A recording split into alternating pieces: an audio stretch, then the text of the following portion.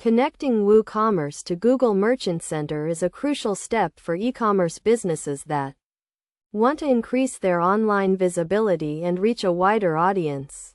This guide will walk you through the process of linking your WooCommerce store to Google Merchant Center.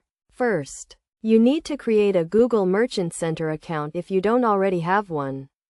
Go to the Google Merchant Center website and sign in with your Google account. Fill out the required information, including your business name, email address, and website URL. Next, you need to verify your website ownership.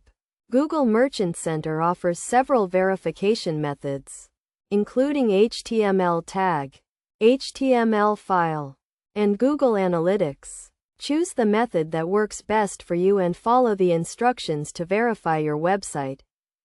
After verifying your website, you need to create a product feed. A product feed is a file that contains information about the products you sell, including their titles, descriptions, prices, and images. You can create a product feed manually or use a plugin to automate the process. WooCommerce offers several plugins that can help you create a product feed, including the Google Product Feed plugin. Once you have created your product feed, you need to upload it to Google Merchant Center. Go to the Google Merchant Center dashboard and click on the Products tab. Click on the Feed tab and then click on the Add New Feed button. Select the type of feed you want to upload and follow the instructions to upload your product feed. After uploading your product feed, you need to set up shipping and tax information. Google Merchant Center requires you to provide accurate shipping and tax information to ensure that your products are displayed correctly in search results.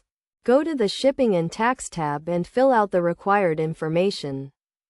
Finally, you need to link your WooCommerce store to Google Merchant Center. Go to the WooCommerce dashboard and install the Google Merchant Center plugin. Follow the instructions to configure the plugin and link your store to Google Merchant Center. By following these steps, you can connect your WooCommerce store to Google Merchant Center and increase your online visibility.